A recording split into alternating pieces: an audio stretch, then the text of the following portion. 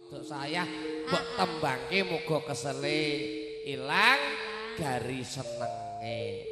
Sida sinom napa ditawak-tawakake? Sliramu matur panjenenganipun Bapak Lurah napa Bapak dalang saking Bangkele. Pripun menika ingkang alus napa Raden Gronjal? Oh, sinom sida. Lah sing ngasok sapa runggenahe ngangkon kok. Lah kene wae gak bayaran kok jaremu. Dulur lho, Dik. Oh iya.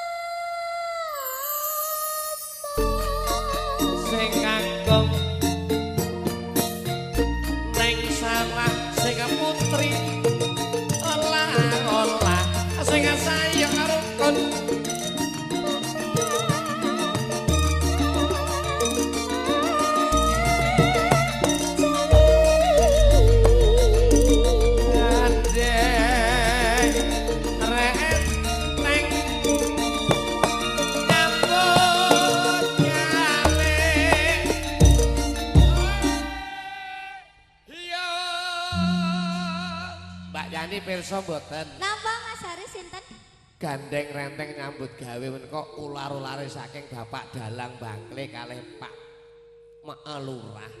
Dadi nek nong tunggu ya wong loro, nang Gumampang ya wong loro. Wis dicontoni Mbah Lurah Karanganyar. Kuwi lak nek nganten anyar. Terus nek wis kawak ya lho, nek kawak tambah kelet kok iya. Apane sing kelet? Kuwine ra ya. Wong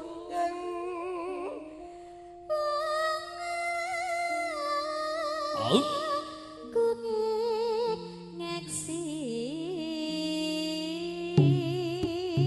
suara soeng komandan Semarang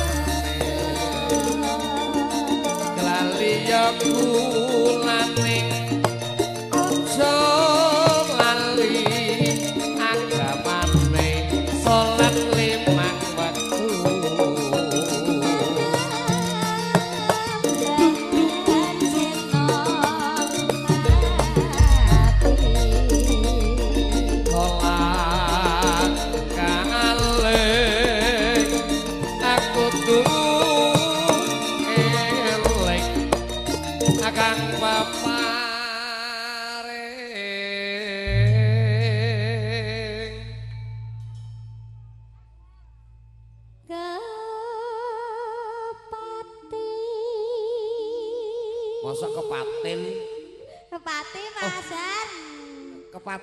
Kepatil lak gokmu.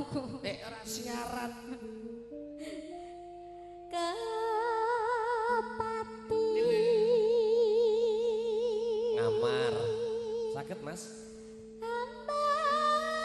Berbohong demi kebaikan. Iya. Jadi laki dah.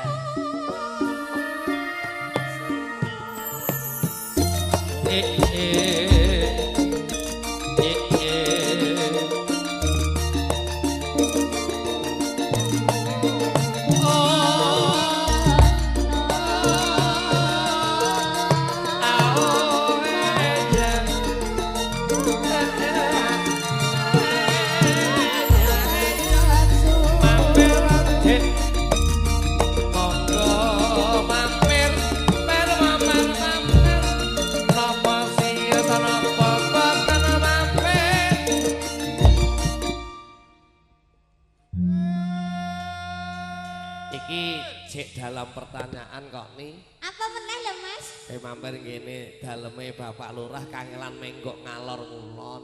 Lah terus kenake mampir nang Bangkle kancan plangkah rel. Kadoan. Iki mampire ngendi ya, Dik? Lah kira-kira sing cedhak ngene sapa Mas? Sing penting enek sing nggo dem-deman kok. Kok kaya ngono. Misale kok ya nganggo umpaman. Nanti mukok-mukok. Hari ini spesial Mas Sakel tidak begitu. Oh, tidak yakin? Karena tidak ada.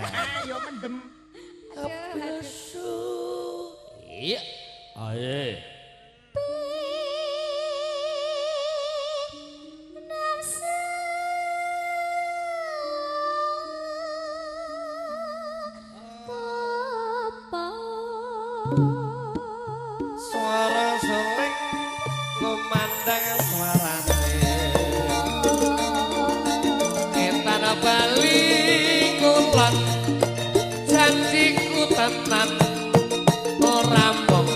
alon sing sayuk sing rukun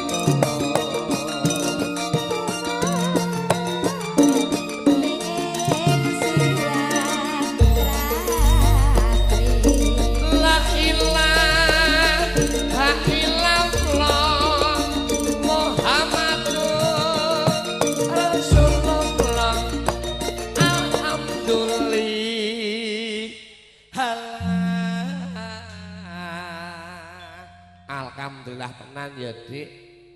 Mas Haris. Awan iki bombonge maneh iso nglipur para tamu. Apa meneh bapak ibu pisan nyenengke para tamu ki engko Gusti Allah ngerti kok Dik. Kalau sing kulino dana swara tak kae berkah. Wah. Mas Haris aku tak gumun ya. Piye? Mandang aku mrene kok mak wut budal kabeh ku to. Ki ngene. Entuk bocoran sithik. Piye Mas? Nyawang sliramu gila. Lah ya kok terus mak wut. Lajeng ya Mas Haris. Ngestokaken dawuh. Pesen telune ndek tak urusane iki. Iki Bayu Agam.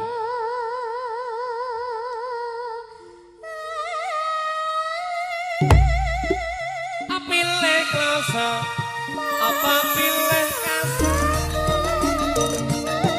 aja memet-memet ya